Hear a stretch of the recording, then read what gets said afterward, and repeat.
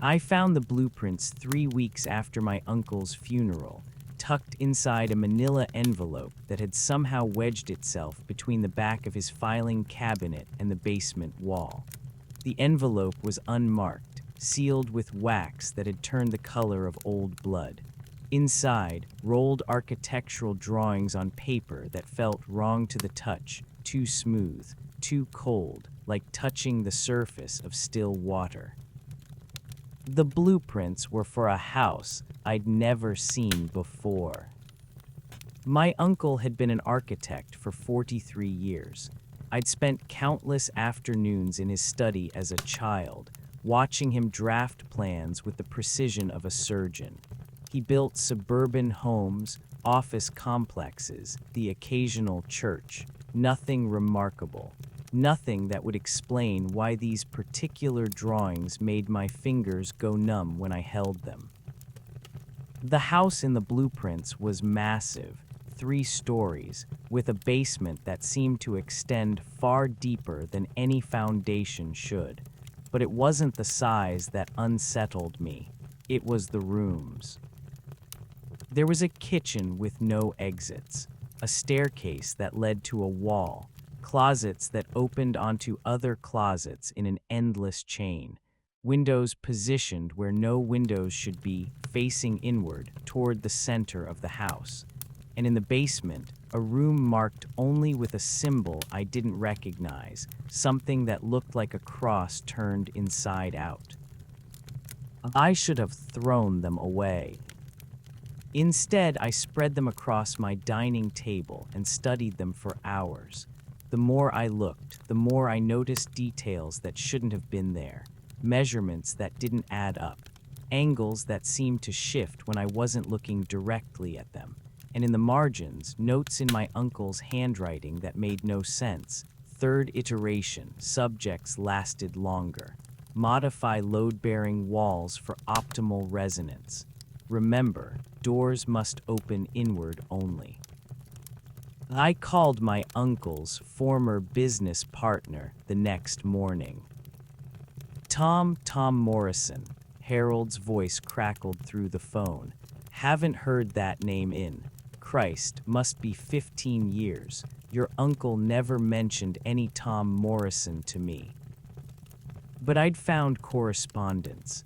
Letters signed T. Morrison dating back decades, contracts, payment schedules, all in my uncle's files, all meticulously organized, all apparently invisible to everyone but me. The first nightmare came that night. I was walking through the house from the blueprints, my footsteps echoing in rooms that felt larger than they should. The kitchen with no exit stretched on forever, its walls lined with empty cabinets that opened onto nothing. I climbed the staircase that led to the wall, my hand sliding along a banister that grew more slippery with each step. At the top, instead of a wall, there was a door.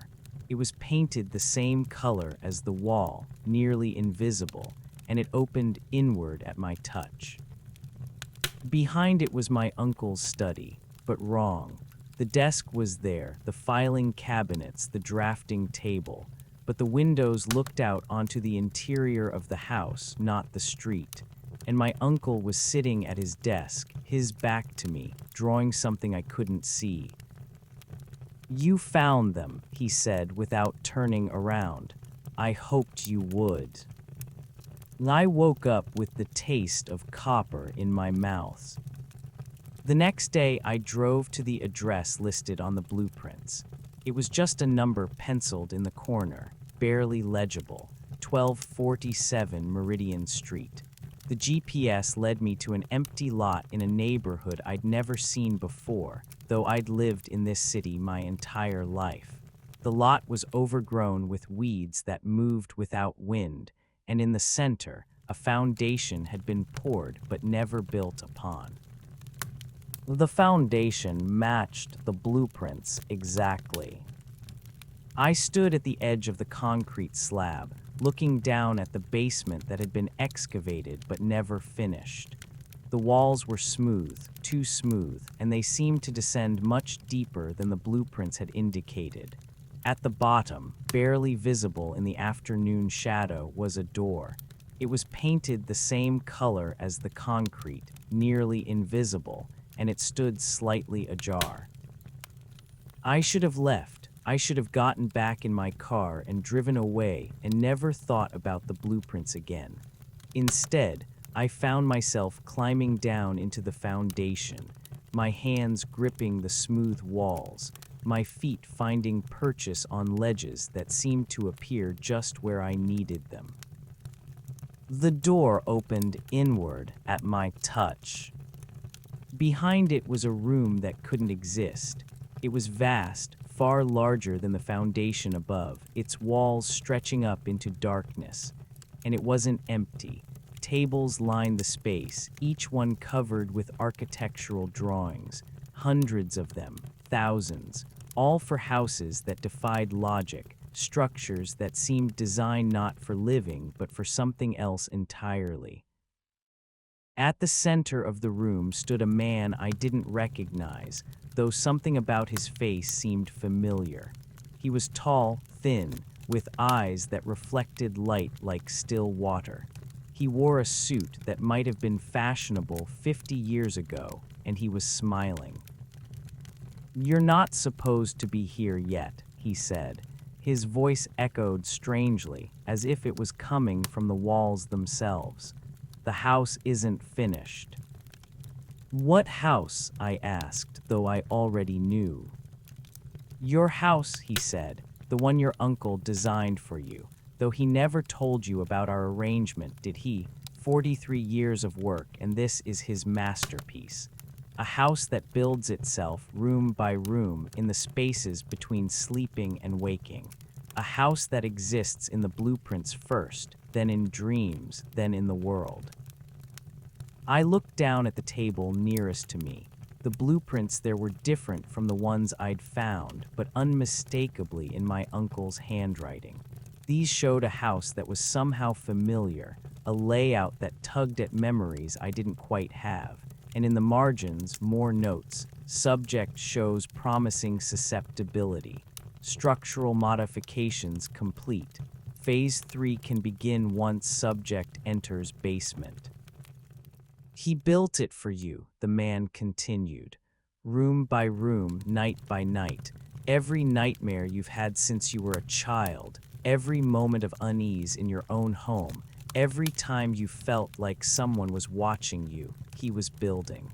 And now it's almost ready." I tried to run, but my legs felt like they were moving through water. The room stretched around me, the walls receding even as I moved toward them. The man's laughter followed me, echoing from surfaces that shouldn't exist. "You can't leave," he called. "You're already inside. You've been inside since the moment you opened that envelope. The blueprints aren't just plans, they're a map, and you've been following it perfectly." I woke up in my own bed, but something was wrong. The room was the same, but different. The window was in the wrong place. The door opened inward instead of outward. And on my nightstand, the blueprints were spread out, though I was certain I'd left them on the dining table. I've been studying them for 3 days now, and I'm beginning to understand. The house isn't being built in the world I know. It's being built around me, room by room, replacing the spaces I inhabit with spaces that exist only in the blueprints. My kitchen has no exits now. The staircase in my apartment building leads to a wall. The closets open onto other closets in an endless chain. And in the basement of my building, there's a new room. A room that isn't on any official plans, marked only with a symbol that looks like a cross turned inside out. The door is painted the same color as the wall, nearly invisible, and it stands slightly ajar. I can hear someone moving around inside, someone who sounds like they're arranging furniture, hanging pictures, making themselves at home. And sometimes, late at night, I can hear the sound of drafting tools, compass and ruler and pencil, as if someone is still working on the blueprints, still adding rooms, still building.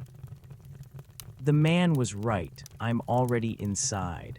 I've been inside since the moment I found those blueprints, and every day more of the world outside gets replaced by the world inside. Soon, there won't be any difference between the two. My uncle left me more than just his house. He left me his work, his masterpiece, a house that builds itself in the spaces between sleeping and waking, between what is and what might be. A house that exists first in blueprints, then in dreams, then in the world. And I think I understand now why he called them the blueprints of the damned. Because once you've seen the plans, you can't unsee them. Once you've walked through the rooms, you can't unwalk them. And once you're inside, you can never really leave. The house is almost finished now. I can feel it growing around me, room by room, night by night. And when it's complete, when every space I inhabit has been replaced by spaces that exist only in the blueprints, I think I'll understand my uncle's final gift. I think I'll understand what happens to architects who build houses that shouldn't exist. But until then, I'll keep studying the blueprints. I'll keep following the map, because what choice do I have? The door is painted the same color as the wall, nearly invisible. And it opens inward at my touch. I should have turned around the moment I saw the clock. It was mounted above the mantelpiece in what had once been the living room, its brass face gleaming despite the dust that coated everything else. The hands pointed to 3:47, and I remember thinking how odd it was that someone had wound it so recently. The house had been empty for 30 years. My name is David Chen, and I'm a real estate appraiser. I've walked through hundreds of abandoned properties, each with its own particular brand of neglect. But 1247 Maple Street felt different from the moment I stepped through the front door. The air was wrong, not stale, as it should have been, but somehow fresh, as if the windows had been opened that very morning. The listing said the house had been built in 1952, a modest two-story colonial that had belonged to the Hartwell family until they'd simply vanished one autumn day in 1994. No forwarding address, no moving trucks, no goodbye to the neighbors. They'd left everything behind: furniture, clothes, even food in the refrigerator. The bank had eventually foreclosed, but no buyer had ever materialized. The house had simply waited. I pulled out my tablet to begin the assessment, noting the time on the screen, 2:15 p.m., standard procedure. I always document the exact time I enter a property for insurance purposes. The living room was frozen in late 20th century domesticity. A television set with rabbit ears sat in the corner, its screen dark but somehow expectant. Magazines were fanned across the coffee table: Time, Newsweek, Better Homes and Gardens. I picked up the Time magazine. The cover story was about the Clinton administration's healthcare reforms, September 1994. I should have paid more attention to the dates. The kitchen was where I first noticed the wrongness had weight. The calendar on the wall showed September 1994, but not just any day. It was turned to September 23rd, with that date circled in red ink. The pen that had made the circle lay beside the calendar, its ink still wet. I touched it with my finger, and the red smeared. My tablet read 2:47 p.m. I glanced up at the brass clock in the living room, visible through the kitchen doorway. Still 3:47. Clocks stop. It's what they do when no one winds them. But this felt different, as if time itself had stumbled in this place, caught its foot on something, and never quite recovered its rhythm. The refrigerator actually hummed, and when I opened it, I found milk that hadn't curdled, bread that hadn't molded, eggs that hadn't spoiled. The expiration date on the milk was October 15th, 1994, 3 weeks in the future if you were living in September of that year. I climbed the stairs to the second floor, my footsteps echoing in a way that suggested the house was listening. The master bedroom was neat, almost pristine, but the bed was unmade on one side only. A book lay open on the nightstand, The Stand by Stephen King. A bookmark marked page 847. I flipped to that page and read the line where someone had stopped. The dark man's time was coming round at last. Someone had been reading this book recently, very recently. My tablet showed 3:15 p.m. The brass clock downstairs still read 3:47. I tried to rationalize it. Old houses settle. Temperature changes affect electronics. But my tablet had never malfunctioned before, and the house wasn't particularly cold. If anything, it felt warm, lived in, as if the Hartwells had just stepped out for groceries and would return any moment. The second bedroom had been a child's room, a boy's, judging by the baseball posters and model airplanes. The bed was made with military precision, and on the desk sat a half-completed homework assignment. The paper was titled What I Did Last Summer and was dated September 22nd, 1994. The handwriting was careful, deliberate. This summer I went to the lake with my family. We stayed for 2 weeks. I caught a fish, but Dad made me throw it back because it was too small. Mom said we might go again next year, but I don't think we will. Something is coming. I can feel it in the walls. The essay ended there, mid-sentence, as if the boy had been interrupted. I checked my tablet, 3:47 p.m. The brass clock downstairs, still 3:47. For the first time since entering the house, I felt genuinely uneasy. Not afraid exactly, but aware that something was fundamentally wrong with this place. I decided to finish my assessment quickly and leave. But the house had other plans. The bathroom was at the end of the hall, and as I approached it, I heard something that made my blood freeze. The sound of water running, not dripping, running, as if someone had turned on the faucet.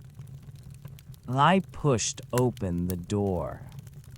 The faucet was indeed running, a steady stream of clear water that seemed to have been flowing for some time. But that wasn't what made me step backward. It was the mirror. My reflection looked back at me, but it was wrong. Not distorted or monstrous, just wrong. The man in the mirror was wearing the same clothes, had the same face, but his eyes held a knowledge that mine didn't. He seemed to be trying to tell me something urgent, his mouth moving in words I couldn't hear. I reached toward the mirror, and my reflection raised its hand to meet mine. But in the instant before our palms should have touched the glass, my reflection shook its head violently and mouthed a single word: run. I jerked my hand back. The water stopped running. The mirror showed only my own face, pale and confused. I checked my tablet with shaking hands, 3:47 p.m. The brass clock, 3:47. Time had stopped, not just the clocks, time itself had stopped, and somehow I was caught in the moment when it happened. September 23rd, 1994, at 3:47 p.m., the day the Hartwells disappeared. I needed to leave, now. But as I turned to go, I saw something that made my knees weak. At the end of the hallway, where the stairs should have been, there was only wall. Solid, unbroken wall, papered with the same faded roses that decorated the rest of the second floor. The stairs were gone. I ran to the window in the master bedroom and looked out. The street was empty, but not in the way abandoned neighborhoods are empty. It was empty the way a photograph is empty, static, frozen, waiting. The trees didn't move. No birds flew. Even the clouds seemed painted against the sky. And standing on the sidewalk, looking up at the house with expressions of infinite sadness, were three figures: a man, a woman, and a boy. The Hartwells. They were waving at me, but not in greeting. They were waving goodbye. I understood then what had happened to them. They hadn't left. They couldn't leave. They had become part of the house's collection, trapped in this moment like insects in amber. And now the house wanted me too. I checked my tablet one more time, 3:47 p.m. It would always be 3:47 p.m. I don't know how long I've been here. Minutes, hours, years, time has no meaning when it doesn't move. I've explored every room, searched every corner, but the house remains stubbornly the same. The Hartwells are gone now. I think they were only there to warn me, to show me what I was walking into, but their kindness came too late.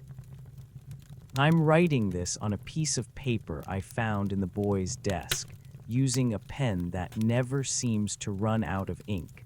I don't know if anyone will ever read it. I don't know if anyone will ever find this place, or if they'll simply see an empty lot where a house used to stand. But if you're reading this, if you've somehow found your way into 1247 Maple Street, then you need to know, don't look at the clocks. Don't trust the time. And whatever you do, don't stay until 3:47. The house that time forgot is always hungry for new residents. And it never, ever lets them leave. I should have known something was wrong when the contractor's bid came in 40% below everyone else's. But Sarah and I had been house hunting for 2 years, watching prices climb beyond our reach month after month. And when we found that lot in Millbrook Heights, 3 acres of wooded hillside for less than a downtown parking space, we didn't ask the right questions. The contractor, Martinez, was a thin man with calloused hands who spoke in clipped sentences. "Ground's soft here," he said, walking the perimeter with us that first day. "Good for digging, bad for other things."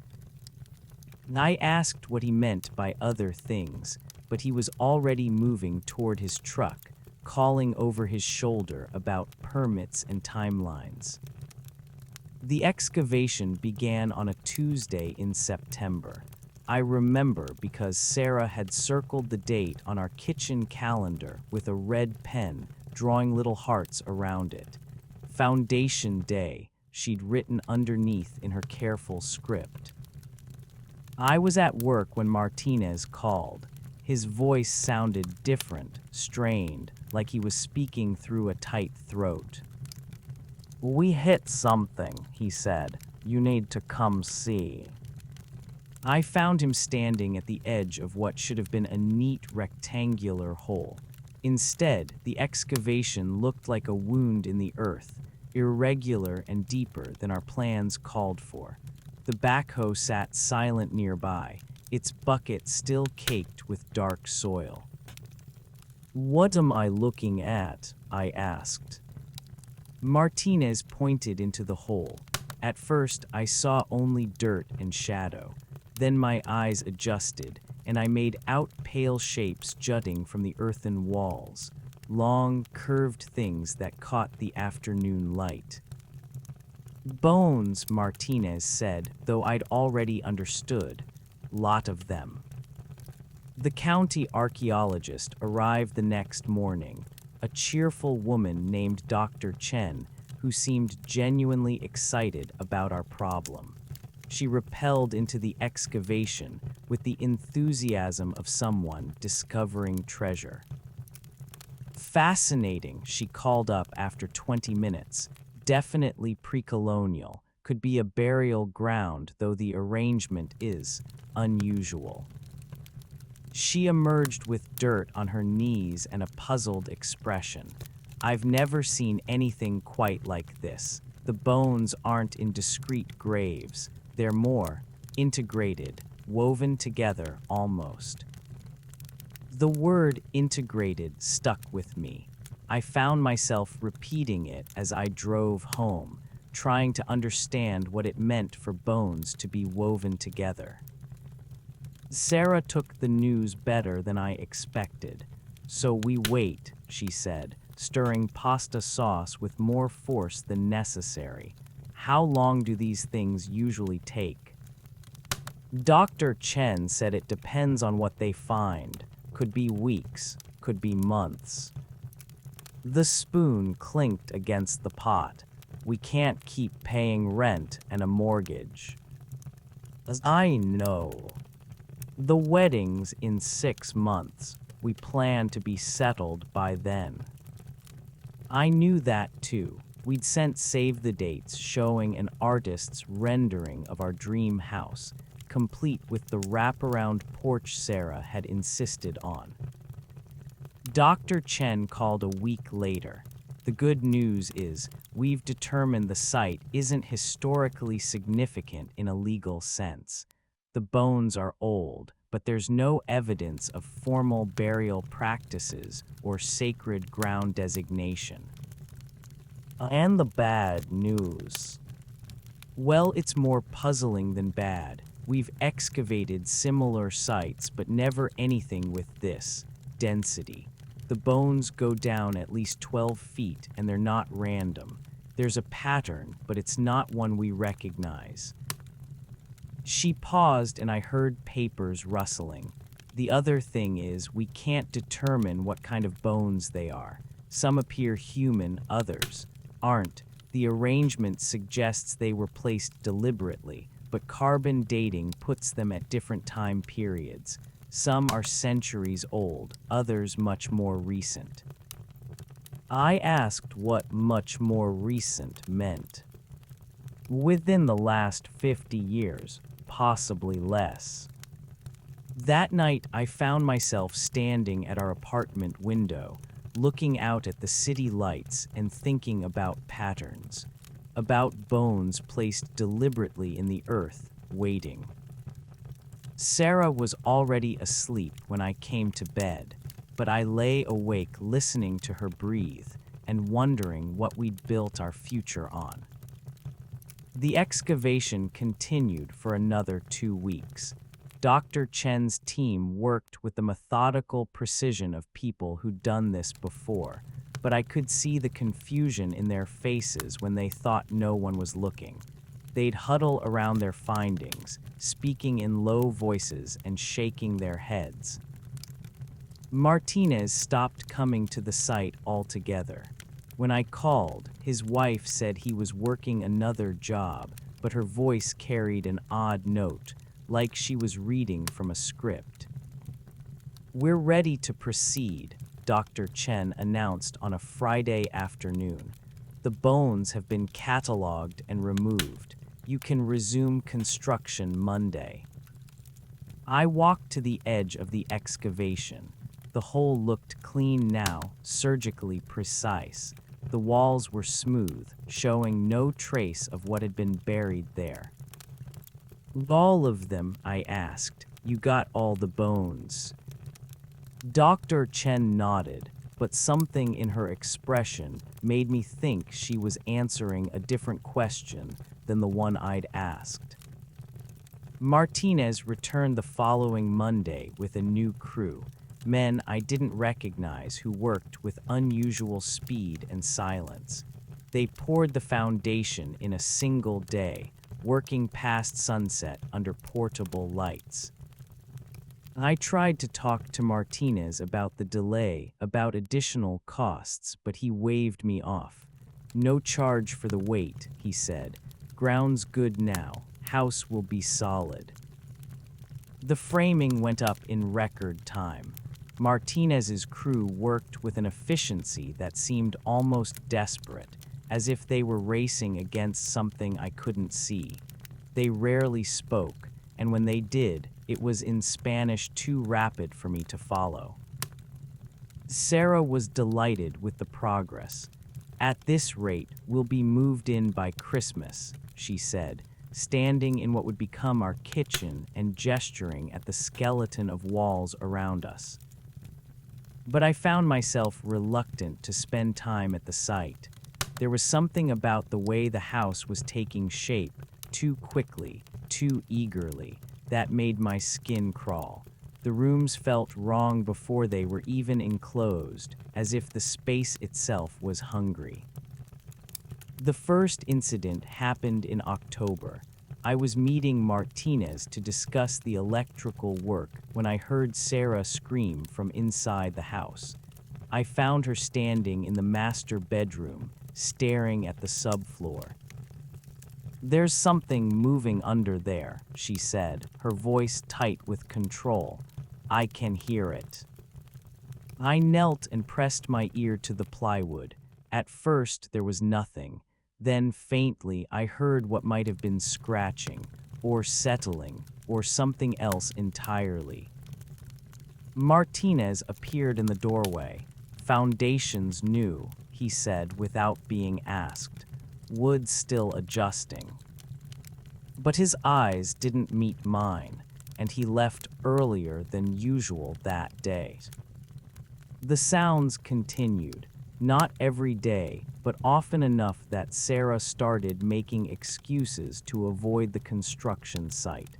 "I trust you to handle the details," she said when I asked her to come choose bathroom fixtures. I didn't tell her about the dreams I'd started having. Dreams where I was standing in our future kitchen, looking down through the floor at something that looked back. Dreams where the house was finished, but the rooms were arranged wrong, with hallways that led to places that shouldn't exist. The walls went up in November. Martinez's crew worked with the same urgent efficiency, but I noticed they'd started wearing gloves even for tasks that didn't require them. And they never worked alone, always in pairs, always within sight of each other. I asked Martinez about it, but he just shrugged. "Good practice," he said, "safety first." But I saw the way his men looked at the house when they thought no one was watching, like it was looking back. The electrical work revealed the first real problem. The inspector, a heavyset man named Kowalski, emerged from the basement shaking his head. "Your main panel's drawing power it shouldn't be," he said. "Meter shows usage, but there's nothing connected yet." "Well, what does that mean?"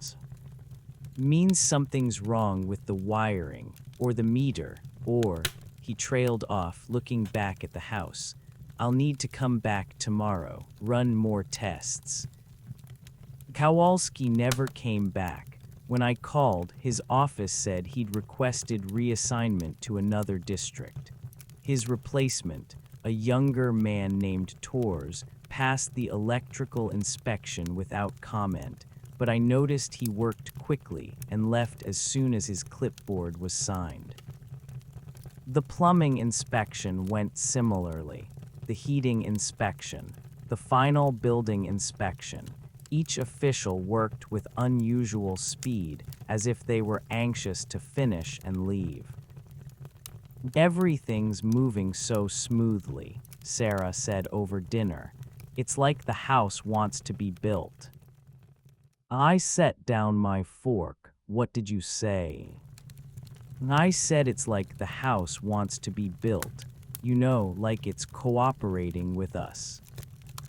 I stared at her. Houses don't want things, Sarah. Her laugh sounded forced. Of course not, it's just an expression. But later, as I was falling asleep, I realized she was right. The house did seem to want to be built. It was eager in a way that made my chest tight with something I couldn't name. We moved in on December 15th. The house was beautiful, everything Sarah had dreamed of and more. The rooms were perfectly proportioned, the light fell exactly right, and the hardwood floors gleamed like honey. But something was wrong from the first night. I woke at 3 a.m. to the sound of Sarah talking in her sleep. Not the usual mumbling, but clear, conversational speech. I listened for several minutes before I realized she was answering someone. Yes, she said in a voice that didn't sound quite like hers. I understand. A little pause. And of course, we're grateful. Another pause. No, he doesn't know yet, but he will. I reached over to wake her, but she rolled away from me, still talking. The foundation is strong, she said. The bones remember. I lay awake until dawn, listening to my wife have a conversation I couldn't hear both sides of. The next night it happened again, and the night after that. Sarah would begin speaking around 3 a.m., always in that same conversational tone, always answering questions I couldn't hear. During the day, she seemed normal, happy, even. She loved the house with an intensity that bordered on obsession, spending hours rearranging furniture and talking about decorating plans. Isn't it perfect, she'd say, running her hands along the walls. Isn't it exactly what we wanted? But I'd started to notice things. The way shadows fell wrong in certain corners. The way the house seemed to settle constantly, making small sounds that had no source. The way rooms felt occupied even when they were empty. And the basement. We'd agreed on a finished basement, a rec room where we could entertain. But the space Martinez had created felt different from the plans. Larger somehow, with corners that seemed to extend beyond where the foundation walls should end. I mentioned it to Sarah, but she just smiled. It's perfect, she said. More room than we expected. I started spending time in the basement, trying to understand what bothered me about it. The walls were perfectly straight, the floor level, the ceiling properly finished. But something about the proportions felt wrong, like an optical illusion that made the space seem to bend in ways that shouldn't be possible. One evening, I brought down a tape measure. The basement was exactly the size it should be according to our plans. But when I stood in the center of the room, it felt vast, as if the walls were much farther away than they appeared. That night, Sarah's sleep-talking was different. Instead of conversation, she spoke in a steady, rhythmic cadence that sounded almost like chanting. I couldn't make out the words, but the sound raised goosebumps on my arms. I tried to wake her, but she wouldn't respond. Her eyes were open, but she was looking at something I couldn't see. "Sarah," I whispered. She turned toward me, and for a moment I thought she was awake. Then she smiled, an expression that didn't belong on her face, and said, "They're so grateful we came home." The next morning, she remembered nothing. but when I found her in the kitchen, she was humming a tune I'd never heard before, something low and complex that seemed to have too many notes. "Where did you learn that song?" I asked. She paused, looking confused. "What song?" "It's the one you were humming." I wasn't humming anything. But even as she said it, I could hear her humming again, under her breath, as if she couldn't help herself. "I called Dr. Chen. The bones you removed from our site," I said. "Where did they go?" "Standard procedure," she said. "They're cataloged and stored at the university." "Why?" "I need to know more about them, about what you found." There was a long pause. "I'm not sure that's a good idea. The site's been cleared. You should focus on your new home." "Please, I need to understand what was buried there." Another pause. "Can you come to my office? There are some things I'd prefer to discuss in person." Dr. Chen's office was cramped and cluttered with artifacts and papers. She looked tired, as if she hadn't been sleeping well.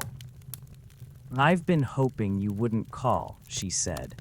"I've been hoping the whole thing would just fade away." She pulled out a thick folder and set it on her desk. "What we found at your site isn't in any of our textbooks. The bones weren't random. They were arranged in a specific pattern, a spiral descending down into the earth." She opened the folder, revealing photographs that made my stomach turn. Bones arranged in neat, deliberate spirals, layer upon layer, disappearing into darkness. "The pattern is consistent with certain practices, rituals designed to anchor something to a specific location." "Anchor what?" "That's the question, isn't it?" She closed the folder.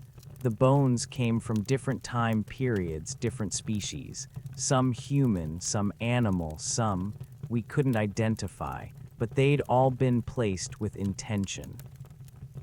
I thought about Sarah's sleep talking, about the way the house felt eager to be built.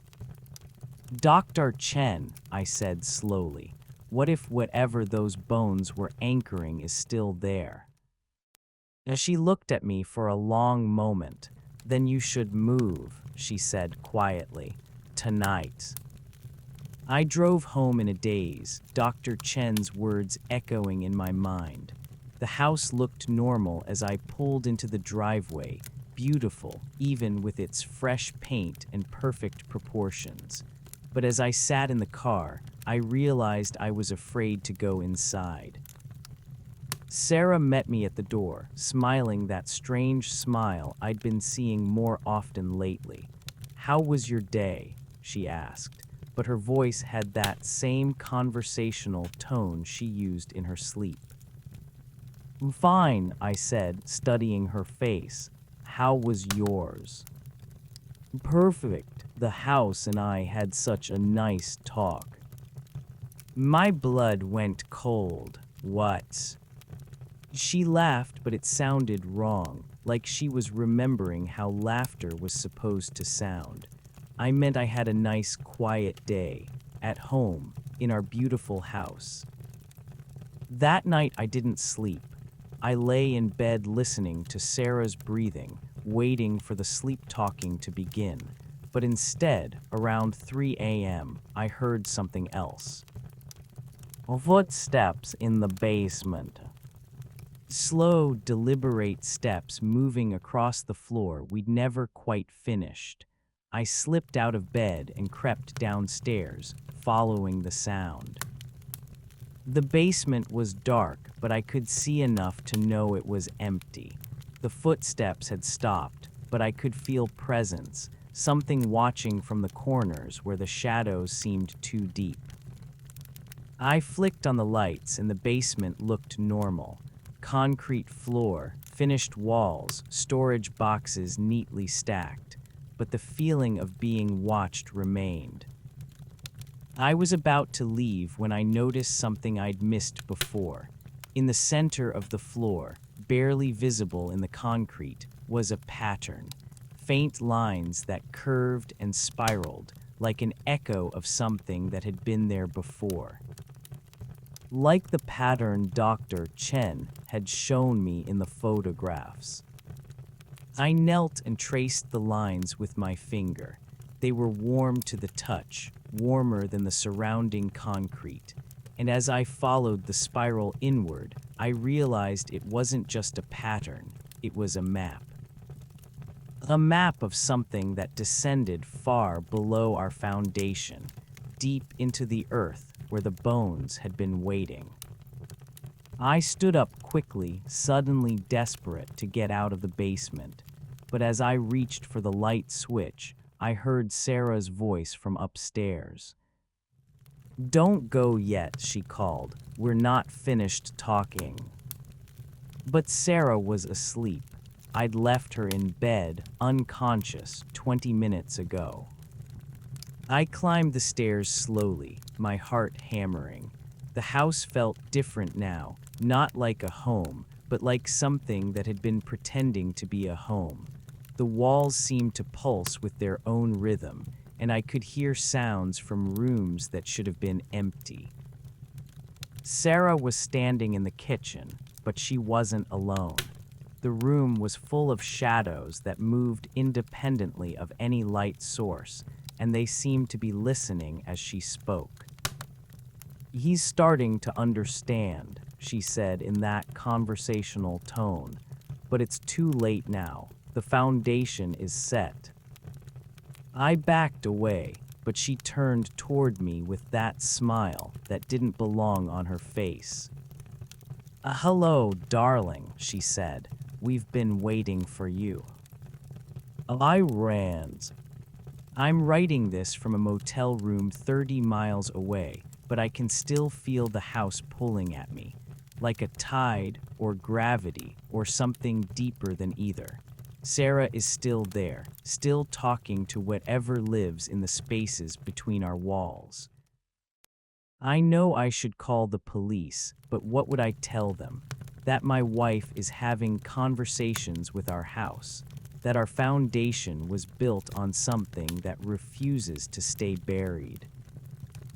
Dr. Chen was right. I should have moved the moment I learned what was under our lot, but it's too late now. The house is finished, and whatever was anchored there by all those bones, all those carefully arranged spirals of human and animal and other things, has found what it was waiting for. It has found us. The wedding invitations are still in my car, showing that artist's rendering of our dream house. But I understand now what I should have seen from the beginning. The house in the picture isn't just beautiful, it's hungry, and we built it exactly where it wanted to be. On foundations that were never meant to support a home. On foundations built on bones.